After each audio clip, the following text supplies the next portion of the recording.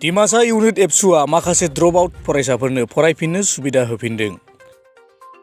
चिरां जिल्ला फाथाबारि ओनसोलनि डिमासा इउनिट एबसुआ ड्रप आउट फरायसाफोरनो लोरबां नखरफ्राव थांनानै बानजायनायनि गेजेरजों उननि मिजिंखौ दाफिननो एबा थांखि लानानै मोजां फरायसा जालांनो थाखाय फरायसाफोरनि फरायसालिनि एडमिशन फिसखौ होनानै होफिननो थांखि लादों। बे गामियाव गोबां फरायसाफ्रा फरायसालि गैयैनि थाखायनो फरायनायखौ दोनथ'नो गोनां जादों आरो सोरबाबा थांलाय फैलाय खालामनायाव जेबो सुबिदा गैयैखाय फरायनायखौ नागारनांगौ जादों होननानै फोरमायदों। बेराफारसे सुदेमपारा भारती गेजेर फरायसालि आरो फाथाबारि गेजेर फरायसालियाव फरायनानै उथ्रिसार जालांनाय फरायसाफोरा खाथियाव गोजौ फरायसालि गैयैनि थाखाय औगुरि गोजौ फरायसालियाव थांनो गोनां जादों। बेराफारसे औगुरि गोजौ फरायसालिया हान्थिनो थाखाय जोबोद गोजान जायो होननानै फोरमायदों। नखरफ्राबो रांखावरिनि जोबोद गाज्रि। बेराफारसे सोरखारनिफ्राय साइकेल गंसेनिबो सुबिदा मोनाखै आरो खाथिनि फाथाबारि प्राइभेट फरायसालिखाय मुं थिसननायाव रांनि आंखालखाय मुं थिसननो हाया होननानै फोरमायदों डिमासा इउनिट आबसुनि सोलोंथाइ बिजिर दैमारि आरो डिमासा इउनिट आबसुनि आफादगिरि सोमखोर ब्रह्मजों लोगोसे फरायसाफोर आरो नखरनि नखरगिरिफ्रा। जोङो दिनै डिमासा एबसु इउनिट कमिटिनि जानानै जोङो दिनै एबसुआ मोनसे सोलोंथाइनि खामानि मावग्रा मोनसे संगठन। बे हिसाबै जोङो माखासे गामिफ्राव गोबां जों ड्रप आउट जानानै थानाय स्टुडेन्टफोरखौ जों नुदोंमोन। बेखायनो बिसोरनि ड्रप आउट जानाय मेन जाहोनफ्रा मा बेखौ लानानै जोङो माखासे नखरफ्राव गिदिंबाय आरो जाहाथे जोंनि लुबैनाया बेनो जाहैबाय जोंनि गामिफ्राव जोंनि ओनसोलफ्राव जाहाथे बेखारा बाङा। खारन जोंनि गामि ओनसोलाव गोबां गोरिबजों बेबायदिनो गोरिब नखरफोर बेफोरनि थाखायनो जानो हागौ साननानै जों फैदोंमोन आरो फैनायजों लोगोसे जों जेब्ला सोंबाय गथ'फ्रा निस्सय खोन्थादों। खारन जोंनि बे ओनसोलाव हाइ स्कुलाव थांनो थाखाय गभार्नमेन्ट हाइ स्कुला जोंनिया बिराद गोजान जायो औगुरियाव। दा माबायाव फाथाबारि हाइ स्कुल दङ, खिन्थु बियो मोनसे भेन्सार स्कुल आरो बेहाय एडमिसनाव थाखा होनांगौ जायो, रां होनांगौ जायो। दा एमइ स्कुलनिफ्राय जों गलांनाय लोगो लोगो औगुरियाव थांनांगौ जायो। दा औगुरियाव थांनांगौब्ला जोंहा गैयाब्लाबो बिनिफ्राय खमसे खम 15 किल'मिटार जायो। दा 15 किल'मिटार थांनो थाखाय गथ'फ्रा मोजां साइकेल गैया आरो बेबायदिनो थांनाय फैनायनि थाखाय गारि मथरबो गैया। दा बेहाय गोबां गोजान जायो आरो बेराफारसेथिं जोंनि गथ'फ्रा एलपि स्कुलावनो माने मोजां सोलोंथाइखौ लालांनो हाया। खारन जाहैबाय जोंनि गोबां एलपि स्कुलफ्राव दिनैसिम सिंगेल टिचार। दा सिंगेल टिचार हिसाबै बे टिचारफोरनो माखासे खामानिफोर गभर्नमेन्टआ जाबसिननानै हरो, जेरै बिएलअनि खामानि, बेबायदिनो हेडमास्टारनि गोबां खामानि थायो होननानै अफिसाव थांनाय मानाय। बेफोरजों जोंनि एलपि स्कुलफ्रा बेबायदिनो मासाव 12 दिन 11 दिन बेफोरबायदिल' जानो नागिरो। दा बेफोरबायदिनि थाखाय गथ'फ्रा मोजां सोलोंथाइ लालांनो हाला आरो एमइ स्कुलाव जे एलपि स्कुलाव रोंनांगौमोन बेखौथ' सोलोंनो हाखाया। दा बेबायदि रोङि हिसाबै बिसोरो एमइ स्कुलनिफ्राय गलांनानै आरो हाइ स्कुलाव हाबहैनांगौ गोनां जायो। दा हाइ स्कुलाव थांनाय लोगो लोगो आरो जानथाया बिसोरनि थाखाय मोनसे प्रब्लेम जाबावबाय। दा बेफोरबायदि प्रब्लेमनि थाखायनो माखासे सोलोंसा जायफ्रा ड्रप आउट जानानै थाबाय बिसोरो फोरमायदोंदि माने जोबोद गोजान, ओमफ्राय जोङो दा न'खराव गोरिब, जोंहा बेबायदि एडमिसन लानो थाखाय थाखा फैसा गैया। जोङो फाथाबारियाव हाबनांगौब्ला ड्रेस बायनांगौ आरो एडमिसननि थाखाय जोङो फैसा होनांगौ। बेफोरनि थाखायनो जोङो हाबनो हायाखिसै, माथो खालामनानै गोबां दुखु फोरमायो आरोखि। ओमफ्राय जोंबो बिराद हेल्पलेस। सिमाङाव 8 जन ड्रप आउट स्टुडेन्टफोरनाव हाबजेनबाय आरो गोबां बिदिनो लिस्ट होनानै दङ ड्रप आउट स्टुडेन्टफ्रा। जों बिसोरनाव दासिमबो हाबजोबनो हायाखै, जोङो बेखौ रानिं खालामगासिनो दङ। निस्सय जों बिसोरखौबो हाबै हाबै जोङो इनकारेज खालामगोन कि सोलोंथाइ गैयाब्ला दानि जुगाव मा जायो बेखौ जों इनकारेज खालामनानै जाहाथे बिसोर फरायफिनो, बे आसायैनो जों हाबगासिनो दङ। आरो दा जों 8 जनसो न'खराव हाबबाय। 8 जननि गेजेराव दा 7 जनानो एडमिसन लाफिननो रेडि जाबाय आरो दिनैबो माखासेफ्रा लाबाय आरो माखासेफ्रा हाबा, बेफोरबायदि प्रब्लेम दङ होननानै बेखौ फोरमायदों। बेखौबो जोङो सेस्था खालामो। जोङो बेखौनो खावलायनो सानो जोंनि बिटिसि बा बिटिआर सरकारनि चिफ प्रमद सार आरो जोंनि आसाम सरकार, दा बिथांमोननिसिम आं बेखौनो खावलायहरनो सानो। खारन जोंनि ओनसोलाव बिथांमोना बुंबाय थायो गामि ओनसोलफ्रा डेभेलप जानांगौ। बेबायदिनो डेभेलप जानांगौ होनोब्ला मेनावनो सोलोंथाइया गुदि। जों सोलोंथाइखौ डेभेलप खालामनो हायाब्ला जोंनि गामि ओनसोला माब्लाबो डेभेलप जाया। बेखायनो सोलोंथाइनि सायाव गिबिसिन आं खामानि मावजानो लुबैयो दा सोलोंथाइया जुदि मोजां खालामलाङोब्ला निसय 10 बोसोरसोनि उनाव बे उन्दै उन्दै गथ'फ्रा मोजां रोंगौथि मोनहैगोन आरो सानसे समाव बे गामिनि थाखाय डेभेलपमेन्टनि थाखाय साननो गोरों गथ'फोर सोमजिगोन नाथाय जुदि जोङो दिनै मावगोन गाबोन मावगोन होननानै थाबाय थायोब्ला जे बिसोरनि बैसोआ थांबाय थागोन बैसोआ एसे बारग'लाङोब्लानो बिसोरो फरायनोबो लाजिगोन बेबायदिनो बेखारा जोंनियाव आरो बांनायनिफ्राय बांलांगोन लास्टआव जोङो प्रब्लेमखौ सल्भ खालामनो हानाय नङा आरोखि दा बेखायनो आं खावलायो सरकारनिफ्राय जाहाथे नैबे समावनो इमिडियेटलि बेबायदि गथ'फोरनि थाखाय माबा मोनसे राहा थांनाय फैनायनि राहा लामा बा नैबे फाथाबारियाव जे हाइ स्कुल दङ बेखौ प्रभिन्सियेलाइज खालामनानै बेखौ गभर्नमेन्ट स्कुल खालामोब्ला जोंनि निसय गथ'फ्रा फ्रियावनो जोङो सोलोंथाइखौ लानो हागोन दा जोङो बुङो गासैबो इण्डियायाव थानाय गथ'फ्रा फ्रि सोलोंथाइ मोननांगौ नाथाय दिनै बे फ्रि सोलोंथाइखौ मोननो हायाखै दा बेखायनो जोङो खावलायदों जे बे गासैबो खाबुखौ जोंनि रायजो राजाफ्रा गामिनि गोरिब गुन्द्राफ्राबो बे खाबुखौ मोननानै मोजां सोलोंथाइ लानो हायो आं बेखौनो खावलायदों अननानै इमिडियेटलि बिनि सायाव एक्सन लानांगौ माखासे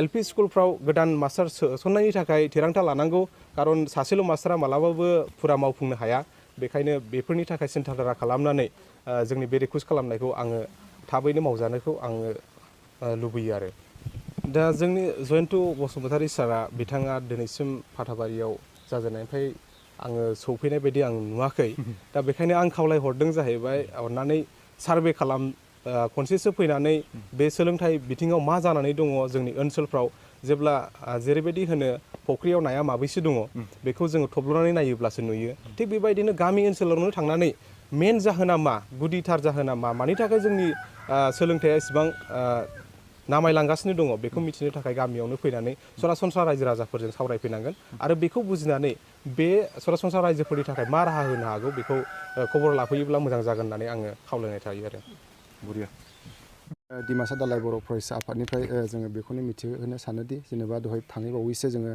सोलोंथाइनि नेहाथारि बिजु सारा बुंखाबाय माखासे बाथ्रा नाथाय आङो एसे दिमासा इउनिट आबसुनि आफादगिरि हिसाबै आं फंनैसो बुंनो सानबाय जोङो दिमासा इउनिट आबसुनि जेसेबांनाखि गामि लेभेलाव जोङो बिजिर खालामदों बिजिर खालामनायाव नुबायदि गोबां स्टुडेन्टफ्रा ड्रप आउट स्टुडेन्ट जेनेबा स्कुल नागारनानै थागासिनो दङ जों बिसेसखि जोङो दाखालि कर'ना भाइरास जानाय थांबाय बिनि सिगां जेनेबा स्कुलाव हाबोमोन नाथाय बिनि एसे उनाव जेनेबा स्कुल नागारनाय गथ'साफोर दं बिनि स्टुडेन्टखौ जोङो डाटा लायै लायै जोङो गामि गामि हाबदों नाथाय जों सिगां जिनाखि नागारना थादों बिनि न'आव हाबथ'नाय जायाखै दाखालि बावैसो जेने नागारदों बिनि न' हाबनाय जादों आरो बिनि न' हाबनाय समाव जोङो नुबायदि गोबां स्टुडेन्टआ न'खरनि जाहोनावनो नागारनाय जादों सोरनिबा बिफा गैया सोरनिबा बिमा गैया सोरनिबा बिफा गैयि गथ'आ सोरबा बिब'नाव थानानै फरायनाय बे माबाया जोंनाव समस्या फैदों आरो ओमफ्राय जोंखौ गोबाङै रिकुवेस्ट खालामदों जोंखौ एसे अननानै जोङो एडमिसन समाव जोंखौ रेहाय होनांगौ होननानै जोंखौ बुंदों नाथाय जोङो माखासे स्टुडेन्टफोरनि थाखाय जोङो रेहाय होनो सानो नाथाय जोङो बे रेहाय होनायाव जोङो बे जोंनि थाखाय माबा गिदिर बाथ्रा नङा नेक्स्ट टाइमाव जोङो सोरनिफ्राय बिसोर माबोरै एडमिसन लानो हागोन बेखौसो जोंनि सायाव सोंलु जादों आरो दिनैथ' जोङो एडमिसनखौ होनो हागोन नाथाय नेक्स्ट समाव जों बोरै एडमिसनखौ होनो हागोन बे जोंनि सायाव सोंलु फैदों आरो सानफ्रामबोथ' जोङो गासैबो बिथिङाव जोङो एडमिसनखौ फ्रि होनो हाया दा बेराफारसे नायोब्ला जोंनि दिमासा ओनसोलाव मोननै हाइ स्कुल दङ मोनसेया जाबाय उग्रि हाइ स्कुल आरो मोनसेया जाबाय फाथाबारि स्कुल उग्रिया जाबाय सरकारि आरो फाथाबारिया जाबाय जेनेबा सरकार नङि स्कुल बेन्सार दा बे बेन्साराव जोङो बेनिफ्राय थांनानै जोङो 10 किल'मिटारसो थांनानै जों बे स्कुलाव एडमिसन लगायनांगौ जायो 8 एबा 9आव ओमफ्राय नाथाय बे एडमिसनाव जोङो 2000 जेनेबा देग्लायथ' 2000आनो 2000 एडमिसन होनानै आरो बिनि थाखाय एडमिसन 2000 होसो होनानै बिनि मा होनो इउनिफर्मबो नांगौ दा इउनिफर्मनि थाखायबो 1000सो बुथुमनानै दोननांगौ जायो दा बेनिखायनो सासे खामला मावग्राया जोङो बोरै एडमिसनखौ लानो हागोन बियो बिसिनि सायाव सोंलु जानानै दङ आगैनि थाखाय मा समस्या दङ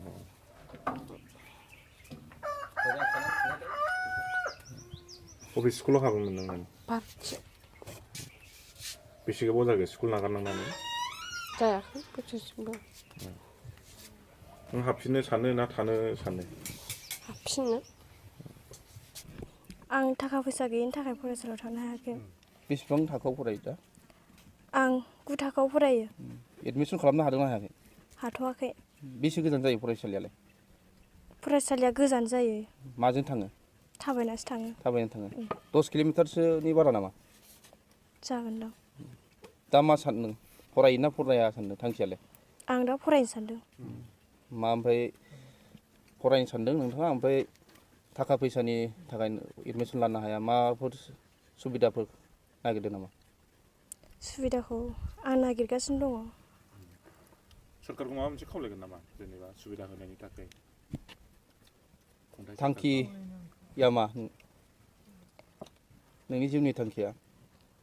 आंनि थांखिया फरायनानै गिदिर जानाय, बिमा बिफानि मान सन्मानखौ लाखिनाय। न'खराव मा खालामनानै जायो आइ आफामोना? न'खराव दा हाजिरा मावनानै जायो आइ आफामोना। फरायसालिया नामा मा नाम नों दा फरायगोना? फाथाबारि। सिगांलाय बहाथो फरायोमोन? आं सिगां भारती स्कुलाव फरायोमोन। एमइखौ? एडमिसननि फैसाया बेसेबांसो नांगौ? एडमिसननि फैसाया 2000 नांगौ। 2000। सरकारा दि फरायसाफोरनि थाखाय साइकेल आरि रानना होदोंमोन मोननो हादोंना हायाखै? जों मोनाखै।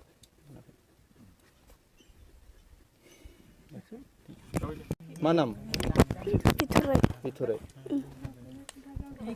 बेसेबां थाखोआव फरायो नोङो? 9 थाखोआव। 9 थाखोआव। बबे फरायसालियाव हैनांगौ दा 9 थाखोखौ फरायनो थाखाय? फाथाबारि। माजों थाङो? थाबायनानै। न'खराव माबायदि? बिदिनो हाजिरा मावनानै जालाबायो। फरायनो गोसो दङ ना? थांखिया मा? फरायनानै गिदिर मानसि जानाय।